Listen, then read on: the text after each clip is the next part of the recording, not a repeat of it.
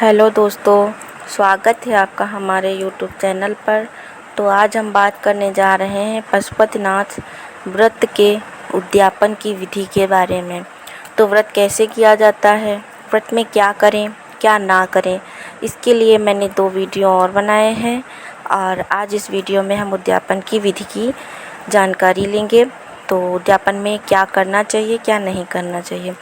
तो यह व्रत पूरे 5 सोमवार का होता है। 4 सोमवार को यह व्रत करके हमको 5वें सोमवार को उद्यापन करना होता है।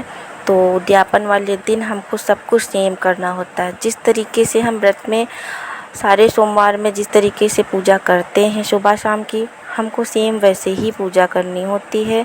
लेकिन व्रत वाले उद्यापन में थोड़ा सा बदलाव होता है और उस दिन हमको शाम की पूजा करनी होती है। तो जब पूजा करने के लिए हम जाते हैं तो हमको सब कुछ सेम करना होता है। बस हमको लेना क्या होता है, 108 बेलपत्र लेने होते हैं या फिर हम कुछ भी ले सकते हैं। जैसे कि हमने मखाना ले लिया, किशमिश ले लिया या मिश्री है, बताशा है, मूंग है, फूल फल पत्ती कुछ भी हमको लेना है। बस संख्या उनकी 108 होनी चाहिए, क्योंकि 108 की मात्रा में ही हमको ये पशुपतिनाथ जी के व्रत में शिवलिंग पर अर्पित करना होता है।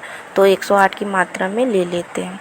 अगर हम बेलपत्र ले रहे हैं तो उस दिन हम उस बेलपत्र को जो डंडी होती है उसको तोड़ देना चाहिए और उस पे ओम नमः शिवाय लिख दें या फिर राम लिख दें या मनोकामना लिख दें, कुछ भी उस पे हम लिख सकते हैं।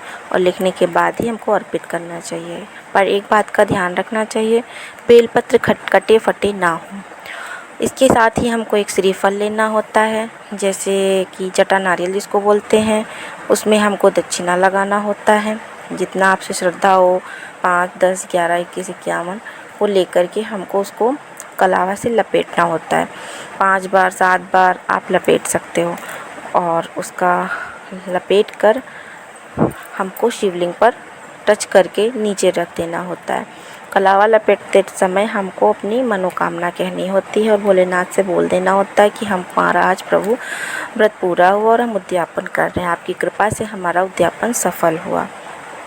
और इतना कहकर के आपको वो शिवलिंग पर टच करा के नीचे रख देना होता है, क्योंकि श्रीफल एक फल होता है तो वो शिवलिंग के ऊपर रखकर नहीं छोड़ा जाता है, क्योंकि वह बोझ होता है। समझो हमने सर के ऊपर उनके बोझ रख दिया, तो इसलिए वो हमको टच करके नीचे रखना होता है। इस तरीके से उद्यापन हमारा हो जाता है।